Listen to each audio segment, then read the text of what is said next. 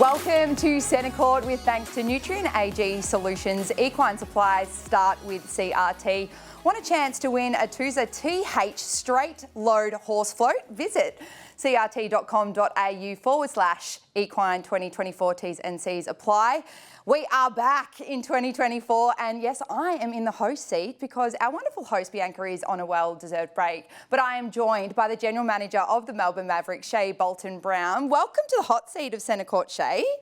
Thank you so much for having me. It is so nice to have you here with us and we have got a huge show and let's get straight into it. We're going to go to the netball wrap. Let's start with obviously the premiership and go to one of the Adelaide Thunderbirds player who is now a two-time premiership player. It is Tayla Williams. Welcome, Tayla, to Centre Court.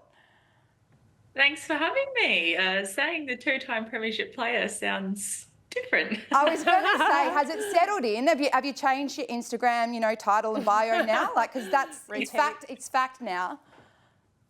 Yeah, well, Mark's, I think it's been a month now since we won, which just feels like it's gone so quickly.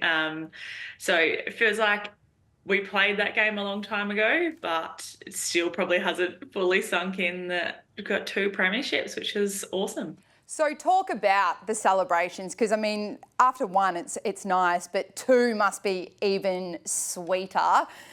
Did you do anything exciting, obviously celebrating in a bit more style this time?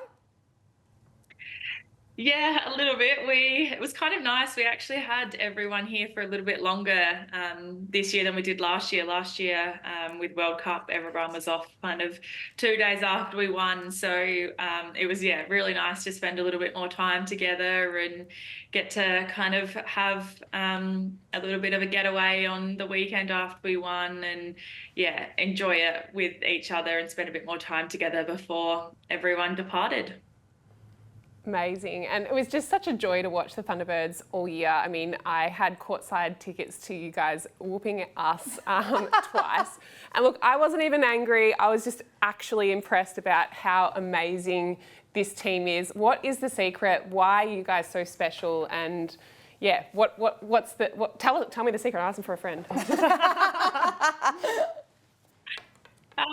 Honestly, I think as cliche as it sounds, I think the work that Tanya's done since she has came back to the club over the last kind of 6 years in our culture piece and obviously getting everything set up in the background to allow us to perform on court, but how well everyone, not just the athletes, but all the staff get along. And we genuinely love spending time together and love our training and being able to do everything together that we do. And yes, we're forced to spend a lot of time together while we train and whatnot, but we willingly spend a lot of time together away from the court as well. And probably helps that there's a few of us that have played together for a long time, but the work that we've done in bringing the new girls in and I guess focusing on that culture piece and how much we actually just love playing together is really special to be a part of. Tayla, there's a nickname Tex. I don't know where it comes from. I'd love to know from you why your teammates call you Tex. But also, this year you had a leadership role. How did you find, managing that with the playing as well as leading the team? Because it can sometimes add on a little bit of pressure, but I think everyone would agree that your game went to another level in 2024. Yeah, I think Tex came right back from when I first moved to Adelaide in my Premier League club. There was two Taylors, as there is in lots of teams. And so one of us had to kind of change and I was the young one new to the squad. And Gia Abernathy, I think, and Charlie Hodges were the two that really made it stick at the time. And that's kind of where it started. And then I haven't been able to get rid of it since. So that's kind of that. And then I guess on the leadership piece, it's something that I think potentially comes a little bit more natural to me, but being able to spend a little bit more time in the squad, and this is my 3rd year now as a contracted athlete. I think I've found my feet a little bit more in the team and what my role is, and I think the work that Hannah does leading as captain is incredible. And then in that leadership group with Shami, we're all very different leaders in the way that we do things both on and off the court, but I think we complement each other really well, and I think that allows me to just go out and play and do what I need to in that leadership role when I do. But it probably didn't change too much for me on court, which was nice that we can have that within our group. Awesome, Tayla. And so you're a bit of a leader in season, off season. What kind of athlete are you? Are you the one that keeps on training and comes back a beast, or do you really let yourself go? Probably previous Tayla would definitely let herself go. Now it's too hard to start again if you do that. So I've definitely found my love for training outside of netball and being able to do what I want to do rather than following such a strict program. So no, I definitely enjoy my time in the gym. I much prefer strength training than any other form of training. I'm not really a runner, so try and avoid that as much as possible, but no, still doing what I need to so that when we start in, I think it's like a week's time, prep for Fast 5, it won't be too hard to go back into a structured program. So you talk about that, you're going to Bali for a little bit of a recover and relax and, just switch off from the netball world. But then, as you mentioned, Fast 5, it's coming obviously in November. You are selected once again. Australia going for 3 Pete. I mean, the pressure is on, but what excites you about Fast 5? Yeah, I really love Fast 5. Last year was my first proper tournament style taste of it, and I just think the strategy and it's so different to traditional netball, which I think offers a really cool challenge to the strategy, but also it's definitely an attacker's game. So I find it really challenging and interesting to look at it from the defence perspective as well. And it's definitely a lot faster, very hard, but I like that it's something different, and you get to have fun and put on the Aussie dress, and we've got a really good team again, which I'm really excited to get away with the girls.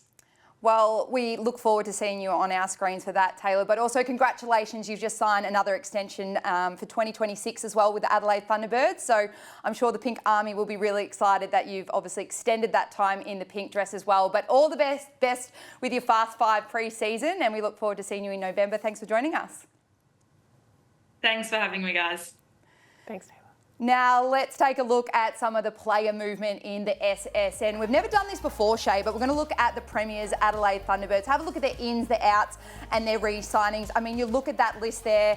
Outs, Tyler Orr, she was a training partner. Laura Sherian, retired athlete, 3-time premiership player, had the fairy tale ending with the Thunderbirds. But those re-signings, look at that list. Romelda Aiken-George, Georgie Horges, Matilda Garrett, and in obviously for the Thunderbirds is Kayla Graham. She did debut this year for them as a replacement player, but it's nice to see obviously her get back in that contracted 10. Another big signing for them was their coach, signing on for multiple seasons. We heard Tayla speak about her. She's obviously a pivotal part to that puzzle, isn't she? Absolutely. I think that Tanya has just been such a huge anchor in bringing that culture together, and it's so good that she's been rewarded with that multi-year deal. She's very good at obviously working with the SA talent as well, and I think she's just worked through the pathway. She's done the nationals, so you can see that definitely reaping at the work. Let's have a look at the next team. We are looking at the Giants. Now, they finished 8th, which I'm quite surprised that only 1 in for them. They've got Gina Crampton coming in, re-signings Tilly McDonald and Erin O'Brien. Out was Sam Winders from New Zealand and their assistant coach Jenny O'Keefe as well. I want to ask you, you finish 8th in the competition. They had 3 contracts open to potentially move around with, but they obviously re-signed a Jodie Ann Ward.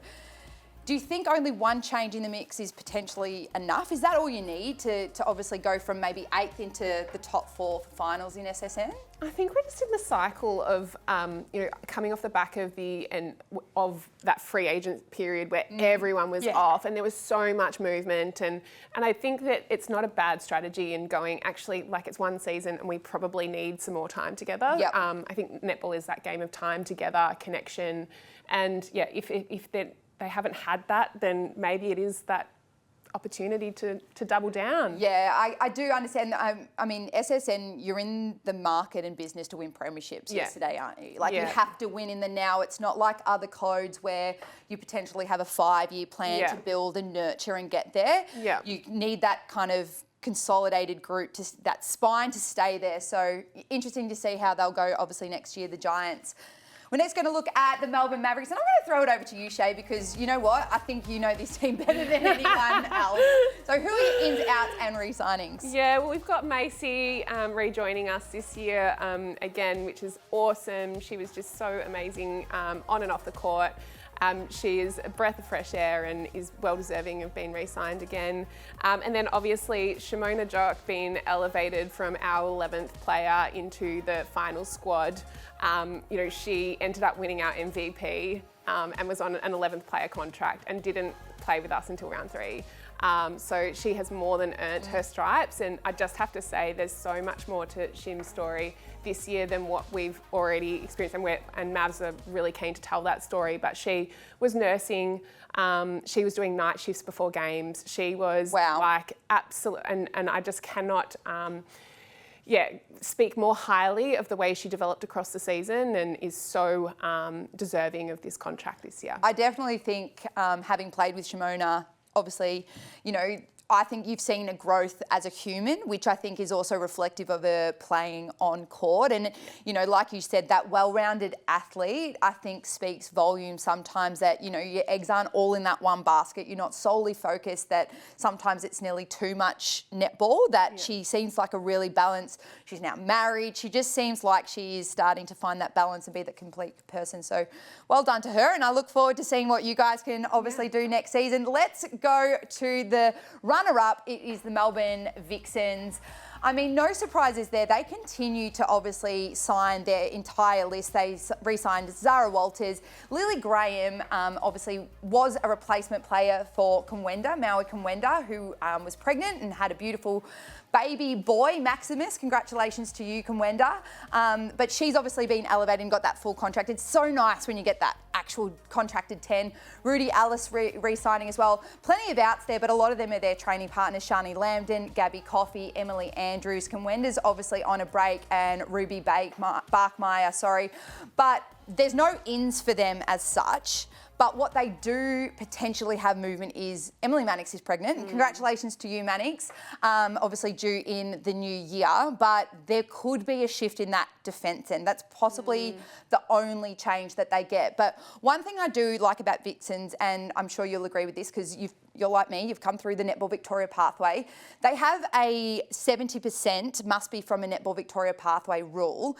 Do you think other clubs should be kind of enforcing that for the development, or do you think, Vixens have been around long enough they can actually instill that? Because, I mean, it obviously has 7 out of 10 of their contracted players are Victorians' homegrown talent. Yeah, I really respect Netball Victoria for mandating that. And I think as a member organisation, they absolutely have a duty to be strengthening those pathways and giving something for people to aspire to and to stay in state. We both went and sought opportunities over West when there wasn't enough room here. And you see a lot of athletes having to do that. And I think, making sure that there is that in place, a policy that means that there is going to be more homegrown talent in the team is only going to reinforce those pathways all the way throughout. I think from a Mavs perspective is a little bit different. It's hard. Like we are, our mandate isn't for, we're not a member organisation. We're a privately owned company and team. And so for us, it's about making sure that we have the strongest list that we can. We obviously, though, at the same time, really want to make sure that we are nurturing Victorian talent. So I think it would be hard for us to enforce something like that. But we certainly strive to have as much talent at home as possible, and we're starting that with our training partner pathway. Perfect. Love it, Shae. Let's have a look at fourth place, which was the Sunshine Coast Lightning. They have signed and retained their full squad. Tara Hinchcliffe was the only person that needed to obviously sign that extra contract. I think it's a really good position for them to be in. They obviously had some massive signings in Courtney Bruce and Liz Watson come into their team in 2024, but for them to retain it, I think we all spoke about they were the team that if they actually got there a little bit further in finals, they were going to ruffle some pretty big feathers. What are your thoughts on them retaining? I actually was surprised at maybe a Fretwell continuing on. There was obviously rumours about maybe her retiring, but I love to see Steph going, you know what, we're still kind of in the premiership window, don't you think? Yeah, absolutely. I think, play on. Yeah, play on. Sunshine Coast Lightning, absolutely play on. Why not? Well, let's have a look at the Queensland Firebirds next. So much movement on this graphic, as you can see. Massive in. Mary Cholik, she is a South Sudanese Ugandan. She stands at 201 centimetres. She will be the tallest player in the league. She's got a wealth of experience in as well. Imogen Allison, she's an English Rose player. She, both of them played in the UK this season. Mary got the chocolates with Loughborough Lightning.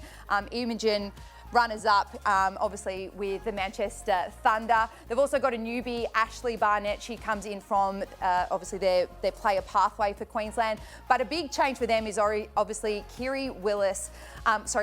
She's their coach. Massive signing for them to get someone like her across. Re-signings Isabel Shearer as well as Halita Veve. But I think the big outs for them, Danelle Wallen was spoken about so much. She's an Australian diamond. She's now going across the ditch to play in New Zealand. Obviously, a few more outs for them as well, but massive changes with this team. They showed a lot of potential this year, but do you think this potentially is a group that they can go, all right, it's not only now, it's also potentially future for them, and I think it starts with a coach. 100%, and I love this for them. I mean, we spoke about, when do you double down or when do you make all the moves, and I think Queensland Firebirds, this was the year they had to make the moves, and we saw it play out this year, and I'm just so excited to see what they can do with this new list. I think it's just such a new chapter for them, and looking forward to seeing what happens. Yeah, they've got a fair bit of work to do. Yeah, absolutely, but they do. Let's have a look at the West Coast Fever. They finished third, only one change to their team. Ruth Ariane comes in, obviously, as an in. Shanice Beckford is a re-signing. Kelsey Brown out, and she moves into an off-court role. I can probably talk a little bit about this anyway, but she's moved into a team ambassador role. We haven't seen this before. Not obviously demoting down to a training partner at all. It's like, you know what, we've still got an experienced player. How do we get to have someone still within our team that can provide so much, but whilst, Ariane is the future as well. I think Kels obviously even spoke about her body starting to get to the point we've all been there, where it starts to, it takes so much time to get yourself up for games. The shine of game day takes a little bit of a hit. So I'm really excited to see what they'll do. It's kind of, maybe paving the way that some of these experienced players can still be in there to mentor these youngsters without losing them completely to the system. So I'm interested to see what that looks like. But let's look at our final team. And I think this is where the biggest signing potentially happened. Ins for the New South Wales Swifts, Shani Lambden. She's a Victorian homegrown talent. She's been obviously a training partner for the Collingwood Magpies and the Melbourne Vixens. She goes up into the red dress. But Grace Nweki from New Zealand, Silver Fern, she is 22 years of age. She is putting her international netball on hold for this opportunity. So a massive decision for her.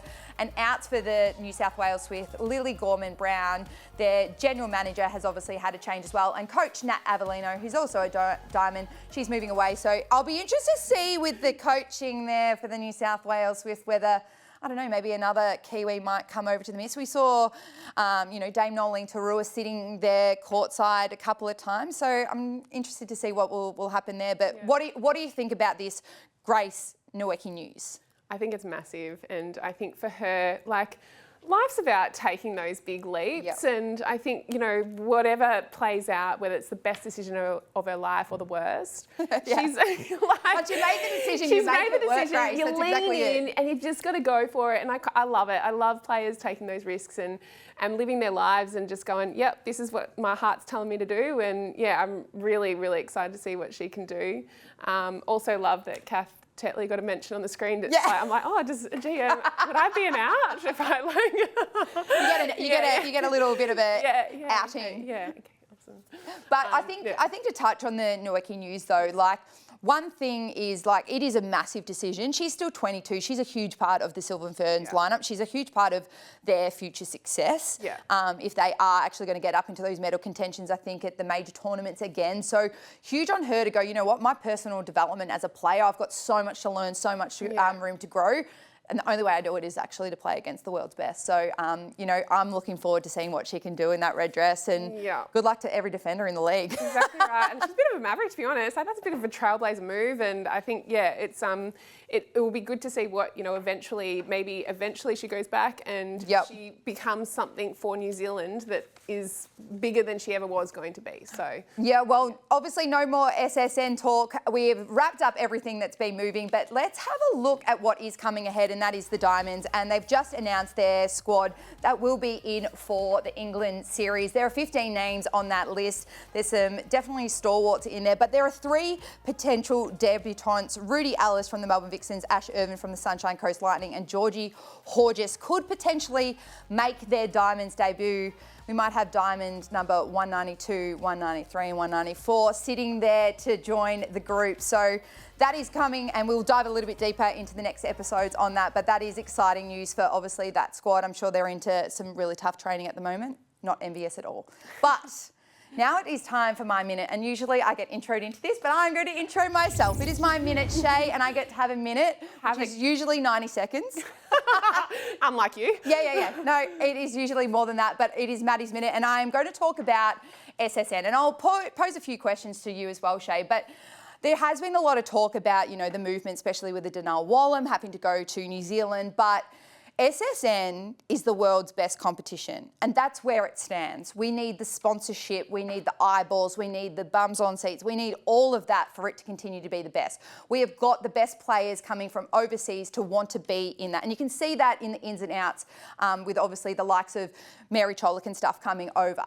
I think people need to understand that it's not about us not developing Australians' new talent. We still have competitions for that. We have Australian netball champs that just happened in the ACT. We have our reserves. That is where we are to develop them. And you just spoke about it before, which was perfect. But training partners, that's where we're going to develop our next Diamonds. We want the players like a Grace Nweke to come into the league. We want them to take that risk. We want to obviously showcase netball. So I think it's time that we go, you know what, the purpose of SSN is the world's best competition. We will develop our own in those training partner roles and in those underpinning competitions and tournaments. My question is, and whether you agree or not, your choice, but I do think that potentially we need to cap the salary of our imports coming in, because we do have a 12-month contract, but we only get them for nearly sometimes 6 or 7 months, because then they go for international duties. Yeah. Could we cap them? If they aren't going overseas, they can then get into our communities, develop those netball programs and earn a little bit of extra money on that side. But they're capped at a certain level, so then our Australians are actually getting more of the pie. Interesting. I know. Yeah, no, I think that your points around it being the world's best competition, I couldn't agree more. I think as from a Melbourne Mavericks perspective, where we are in market, we are trying to grow this game, and we are one of our biggest points of difference to, you know, we're sort of riding on the coattails of women's sport, having this huge moment in time. You know, in football, to go and watch Sam Kerr, to go and watch the World, you've got to go to Europe. If you want to watch them in a domestic league, you've got to leave this country. But we're saying that we have this product that's sitting here where you get to see the world's best players on your doorstep. Yeah. It's right here. You want to get involved in women's sport and you want to see the best, netball's the sport to do it. And so that is something that I think is absolutely critical to the growth of our game. I think about players like Georgie Horgis, for example, who had to feed every session this year against the best defence line the world has ever seen. And that is only going to have made her a better player and potentially debut for Australia coming into this game. Those training partners at Adelaide Thunderbirds, again, they're feeding against the best defence end in the league, and I think that that is only strengthening Australian netball. And the best thing is about Australia's as well is, but New Zealand, they've got that obviously hold on, representing your country if you leave the national competition.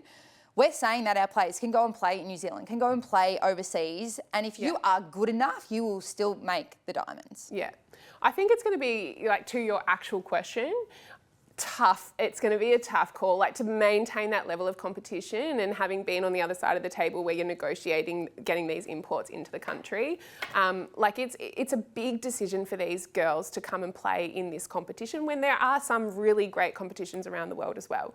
So, you've really got to lean in and say this is, and Mavericks is, we're trying to offer more than what is monetary. We're trying to offer a lifestyle, a way of being, all of the things that come in and around it. But yeah, I think it'd be hard to keep attracting the level of import if it wasn't as lucrative. Yeah, I love it. It's an open discussion. We'd love to hear your thoughts on the socials anyway, but we're going to go into our centre court deep dive, and to finish the show today, we're going to do a little bit something different. We figured, Shae, with you joining us, we couldn't go past having a chat about the Mavs' inaugural season. So tell us, and you've talked a little bit about them just obviously in that piece there, but how have you reflected on the season now? Post-season. I mean, this time last year was obviously very hectic. Yep. Bit more time to sit back and relax. How did you see season 2024? Yeah, we just have to kind of just look back and go, wow, we did that.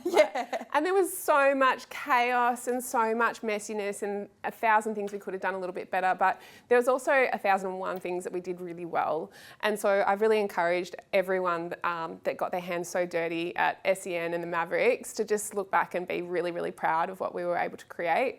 I think that, as an athlete, that we expect high performance and you expect perfection. That's what you strive for. That's what makes you a professional athlete, I guess. But what comes with that is wins and losses. Losses kind of mean you're heartbroken, and a win you're kind of relieved. But I think that I was really encouraging of us to be just leaning into the joy of it and going, sport is a source of joy and inspiration. And when I looked around round one and there was a nearly full JCA, majority Vixen supporters, grant that, but and to see that that people were there to see what we'd created from scratch when at this time last year we barely had a name, I just had this huge grin on my face, and I think that it was just such an awesome experience, and it really has brought back to me coming from being an athlete and now going into this kind of role. I went back at a grassroots level looking at all these amazing people in the communities that netball creates, and then being able to come and bring Mavericks together to bring another space for people to belong and feel like they are a part of something has been so special.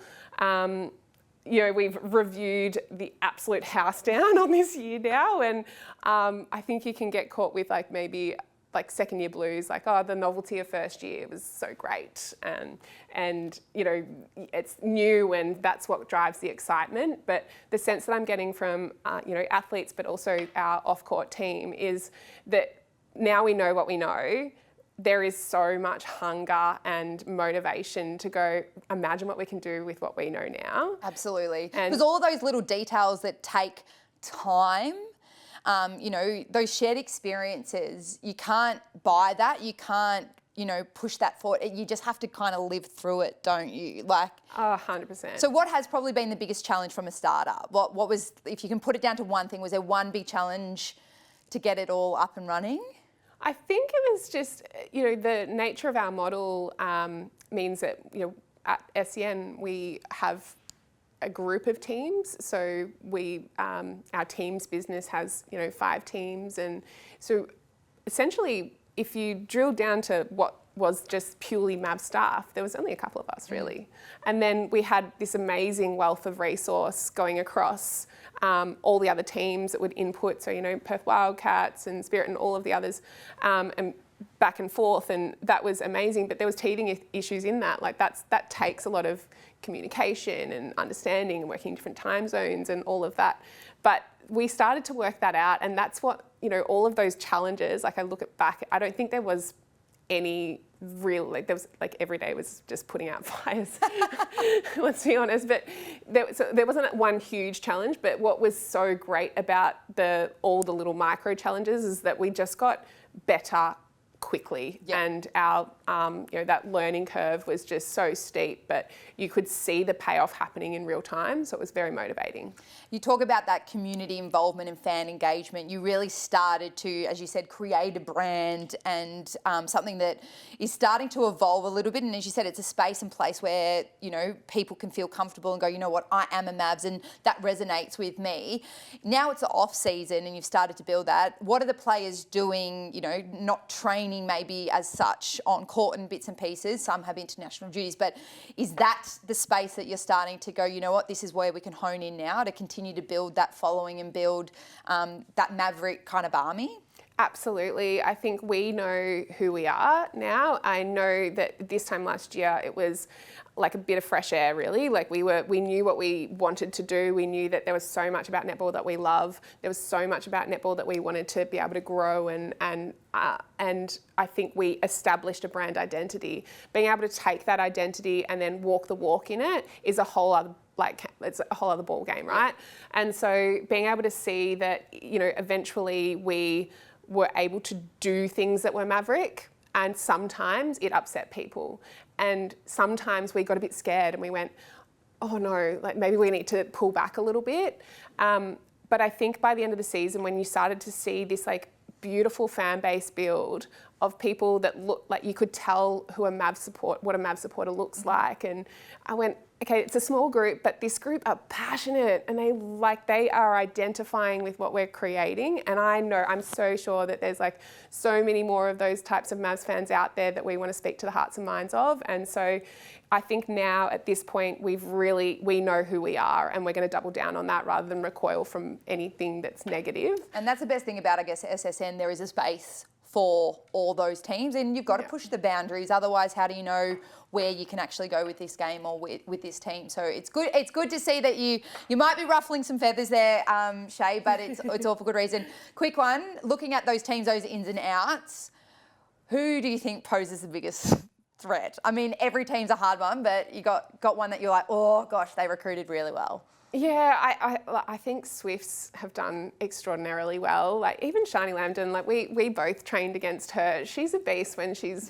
fit. Like, and I'm really excited for her to have an opportunity up there alongside Grace, as we've spoken about. I think, and Swifts just have a winning culture. So, you know, a couple of wholesome changes, you never know what they're capable of. And I think that they're going to be really exciting to watch next year. And obviously, you can't, like, it's boring and cliche, but you just can't go past Thunderbirds. It's, you know, if they're keeping that core group together, there is something special about them. I love watching them play, and I'm excited to see what they can do. Hard pill to swallow, but you love it. It really is, but you kind of like, ugh. They are very good though. I'm tipping my metaphorical hat to you guys. It's like, very well done. Good. Well, it's been a pleasure to have you on Centre Court today, Shae. Thank you so much for coming on and sharing your insight. That is a wrap. So thank you to Nutrien AG Solutions. Equine supplies start with CRT. Want a chance to win a 2ZA 2H straightforward horse float? Visit crt.com.au/equine 2024. T's and C's applies. We will be back next week. Thank you for joining us. And until then, we'll see you soon.